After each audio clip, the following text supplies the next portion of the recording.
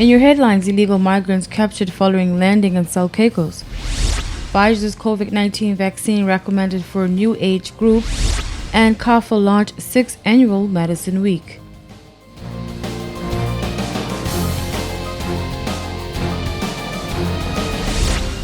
Hello Turks and Caicos, welcome to News Watch. I'm Latoya Walking, your anchor for Wednesday's newscast.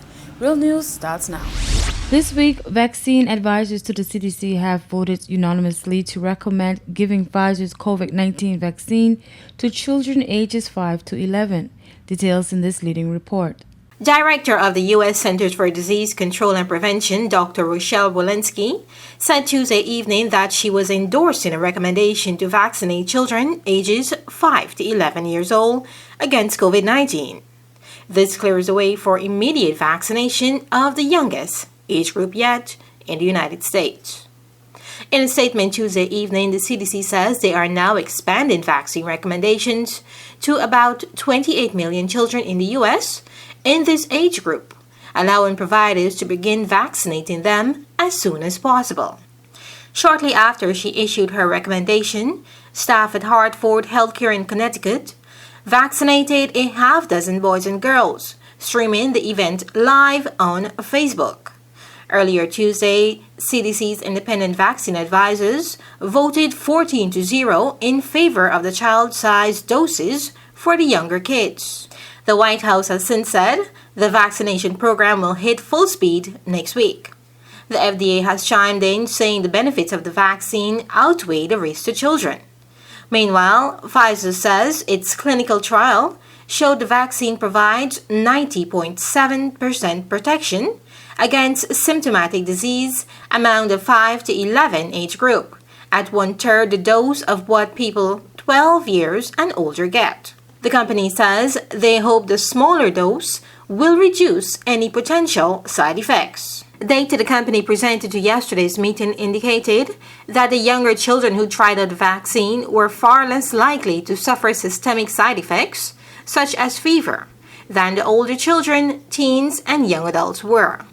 Pfizer says that fever was far less common among these younger kids than among older people, with 6.5% of younger children experiencing fever in clinical trials of the vaccine, compared to 17.2% of 16 to 25-year-olds. Here in the Turks and Caicos Islands, the Ministry of Health continues to follow guidelines set in place by the United Kingdom. However, many, if not all of these guidelines from the UK are the same as those introduced in the United States. Currently, the vaccine is available across the islands for persons aged 12 and up. In September, Health Minister the Honorable Jamel Robinson said his health team is reviewing the studies used by the FDA to make a determination, and that they are receiving advice from Public Health England as well. He stated that once the TCI government is comfortable about the findings, they will make a decision and announce it to the general public. For PTV News Watch, I am Delana Iles. Nearly 24 illegal migrants are being held in Caicos following a landing. The details in this next report. An illegal vessel originating from Haiti made landfall 2 miles off of Caicos on November 1st. According to the police control room, several persons suspected to be illegal migrants were seen on Long Key. An official police report stated that officers of the Marine Branch Unit, along with supporting teams from the Fisheries Department, were dispatched to the area. A total of 23 irregular migrants have been apprehended. The 13 females, 9 males, and 1 minor were taken to Caicos for processing. Just less than a week, police and immigration officials were called to investigate the landing of an illegal vessel Wednesday, October 27th, around 7:30 p.m. According to the police control room, the vessel landed in the Northwest Point area, and persons suspected to be irregular migrants were seen in the dump site area. We'll take a quick break, but don't go anywhere. We'll be right back with more News Watch.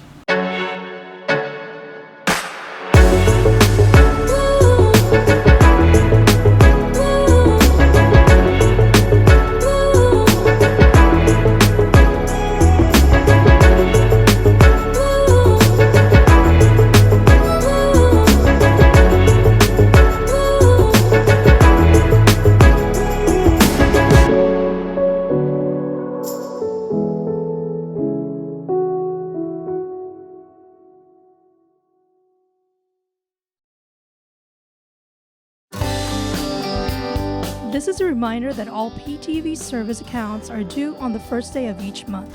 Accounts should be brought up to date by the 28th of the month to avoid disruption in service.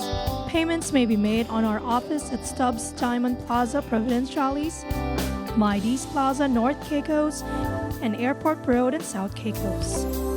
Payments may also be made online using Scotiabank, CIBC First Caribbean Bank, and Royal Bank of Canada. Please allow 3 business days for online payments to be processed. We thank you for your cooperation.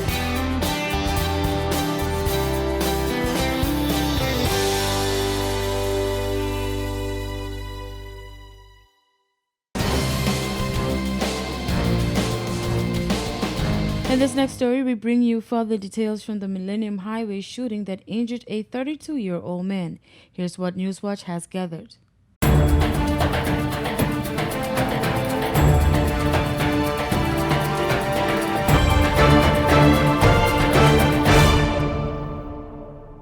The victim shot at a Millennium Highway residence early Monday morning is identified as 32-year-old father Zachary Rigby. Newswatch understands that a 35-year-old man known to the victim has been identified as the shooter, and sources say the shooting may not have been intentional. However, an investigation has been launched, as is customary, as the suspect was in possession of and discharged an illegal firearm, causing injury. Rigby is said to have undergone surgery to remove the bullet that was lodged in his face and is in stable condition. Sources say the shooting may have been alcohol-related, and residents are being asked to exercise extreme caution when participating in social gatherings that involve drinking in order to prevent such incidents. If you or the persons that you are around are thought to be drinking excessively and begin to garner a feeling or a lack of judgment, please discontinue. Alcohol interferes with the brain's communication pathways and can affect the way the brain looks and works. These disruptions can change mood and behavior and make it harder to think clearly and move with coordination, resulting in these sorts of very unfortunate events. If you have any information that can assist police with this investigation, please call 911. As part of the UK Caribbean Task Group, Captain Adrian Parker of TCI Regiment spent a few weeks on board the HMS Medway. Captain Adrian Parker was one of the first to join the Turks and Caicos Islands Regiment when it was formed in 2020. Since that time, he has undergone training at the Royal Military College, Sandhurst, trained locally, and just recently he spent 3 weeks sailing with the Royal Navy on the patrol trip HMS Medway, as part of the UK's Caribbean Task Group. A statement from the Governor's office this week informed that Captain Parker was deployed to the task group as he has knowledge and experience of hurricane relief procedures. Since being on board, he has been able to work closely with the team to share knowledge and also to learn from them. He participated in a tabletop exercise with key stakeholders from the Department of Disaster Management in the British Virgin Islands, where he was able to compare information to assist both the Virgin Islands and the TCI in the event of a disaster. Commenting on his experience, the captain says one of the roles of the regiment is to assist with disaster relief, especially with the frequency of hurricanes in recent times. He says that while he was attached to the task group, he was exposed to various capabilities and planning skills that will certainly benefit the Turks and Caicos Islands. He adds, quote, "The opportunity to build good working relationships and contacts with the task group team and other overseas territories will be valuable for any future disaster relief operations. I hope that I will be the first of many to benefit from this experience working with the task group." End quote. Shipboard life in HMS Medway has been a novel and interesting experience for Captain Parker compared to his usual land-based job, the statement reads. He says he has enjoyed working alongside his colleagues from different agencies and was thrilled to eventually see the green flash at sea after a beautiful sunset on the flight deck of HMS Medway. The task group works with the 6 UK overseas territories in the region and with other regional partners to prepare for and respond to national disasters, particularly during the core hurricane season. This includes planning and training to develop interoperability and disaster relief capabilities. For PTV News Watch, I'm Delana Alves. A quick break, more News Watch when we return. This is a reminder that all PTV service accounts are due on the first day of each month. Accounts should be brought up to date by the 28th of the month to avoid disruption in service. Payments may be made on our office at Stubbs Diamond Plaza, Providenciales, Mides Plaza, North Caicos, and Airport Road in South Caicos. Payments may also be made online using Scotiabank, CIBC First Caribbean Bank, and Royal Bank of Canada. Please allow 3 business days for online payments to be processed. We thank you for your cooperation.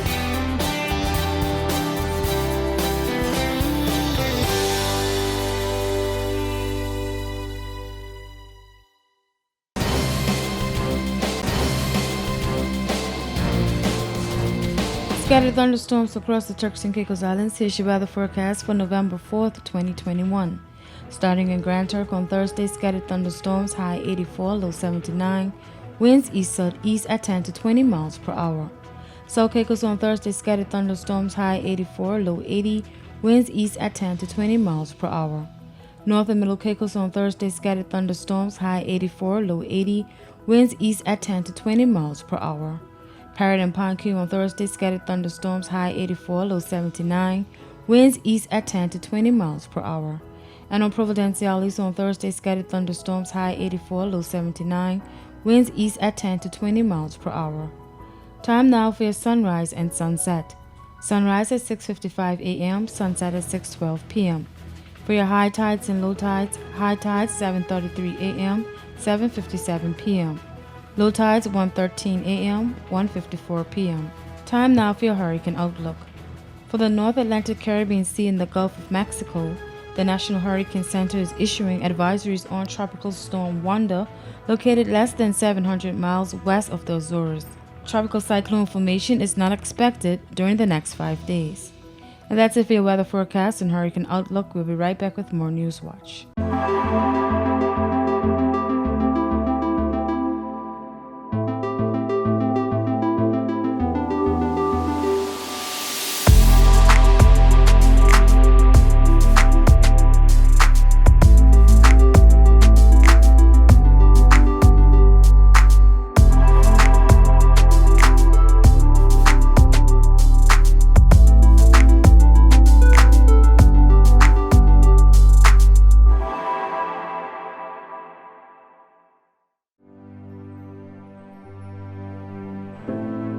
Here at People's Television, we're more than just your leading news and entertainment services.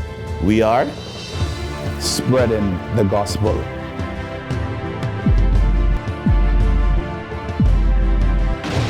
We are breaking barriers. We are preserving the culture. Each one, teach one. We are committed to excellence. We're creating change. We are creating memories. We are the future. I am PTV. I am PTV. I am PTV. I am PTV. We are PTV. We are continuing the legacy. We are PTV.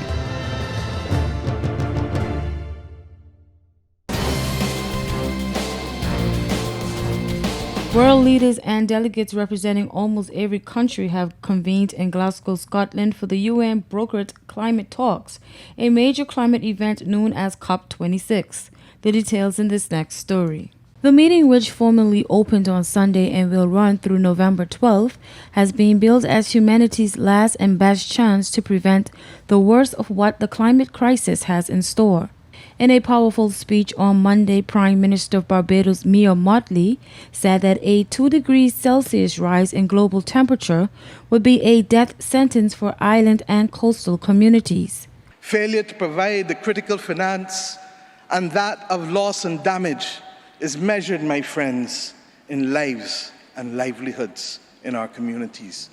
This is immoral and it is unjust.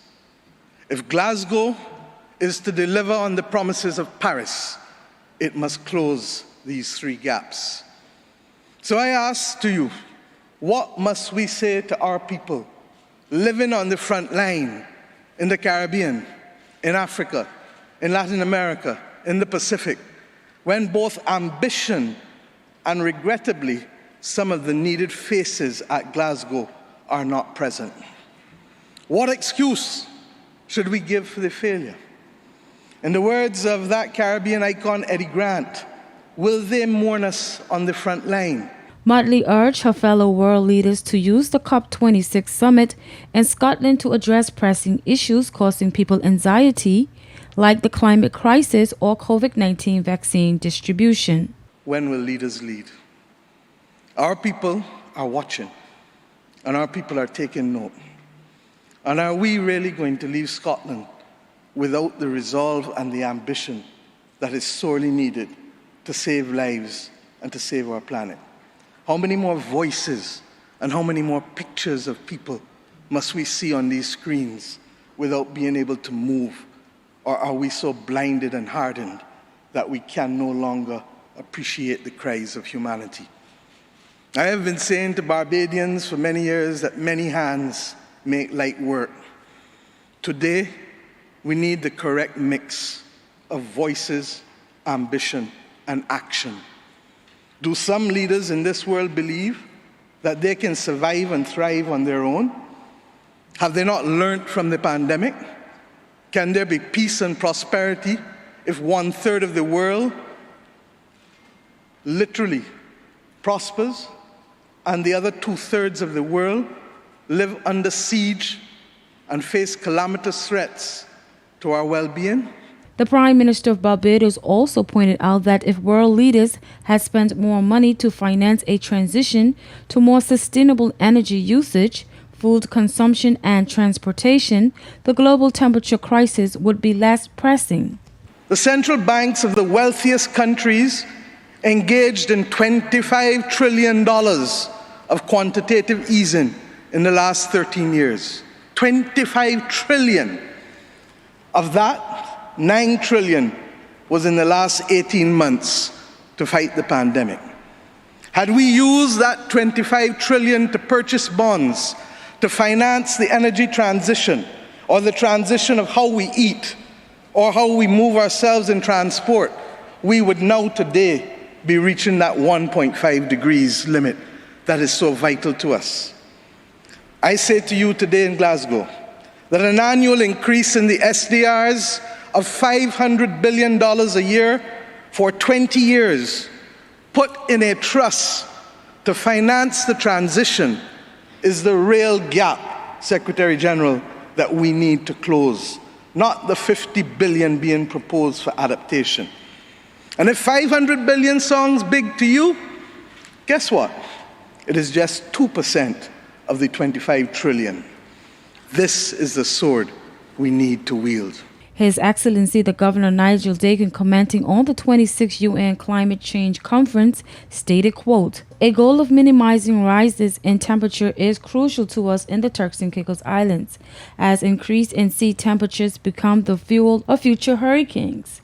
And having had 3 Category 5s in 13 years, we've had enough." The Turks and Caicos Islands is being represented by the Minister of Tourism, Honorable Josephine Connolly. The 6th Annual Medicine Safety Week was launched on November 1st through the 7th with a focus on vaccine safety. We bring you a look at CALFA's social media campaign awareness initiative. Talks of vaccines, to take it or not to take it. Are they safe? Do they cause side effects? If so, are they serious? All of these are questions that have risen in recent times, especially since the onset of the COVID-19 pandemic. Well, for the 6th year in a row, CARFA, in partnership with PAHO, launched its social media campaign to bring awareness to the importance of reporting suspected side effects following vaccination to the CRS or to national reporting systems. The campaign is from November 1st to 7th and involves 64 countries who are requested to encourage the different entities throughout their healthcare sectors and patients to report any issues and side effects experienced with vaccines, including the COVID-19 jab. CARFO officials noted that while vaccines are proven as the best method to protect individuals against infectious diseases, there is also a risk of side effects, and these side effects cannot be reviewed or improved without the correct reporting. Additionally, officials also wanted to drive home that not all side or adverse effects following vaccination were caused by the vaccine, or that the person who gave the vaccine made an error. However, it is important in helping medical authorities to identify events that may need to be investigated further. This information will assist officials to identify the types of reactions that persons are experiencing and any additional monitoring or regulatory actions that may be needed. Mr. Dane Chambliss, PAHO Sub-Regional Program Director of the Caribbean, spoke on the initiative, quote, "This campaign comes at a critical moment when millions of people are vaccinated against COVID-19. Vaccine safety begins with the timely detection and reporting of adverse events following immunization. It is important to report suspected adverse events of vaccines and, by extension, all medicines. Each report counts, but to have an impact, countries need to assess this information and share safety updates regularly with the international community," end quote. Patients are asked to report side effects that last longer than 3 days, as well as those that prompt persons to seek medical assistance, while healthcare workers are encouraged to use the relevant vaccine product information from trusted sources in order to guide patients, parents, and caregivers. This wraps up today's edition of Newswatch. Remember, you can visit our website at www.ptvatcr.com or join us every weekday at 6:30 p.m. I'm Latoya Walken. Until next time.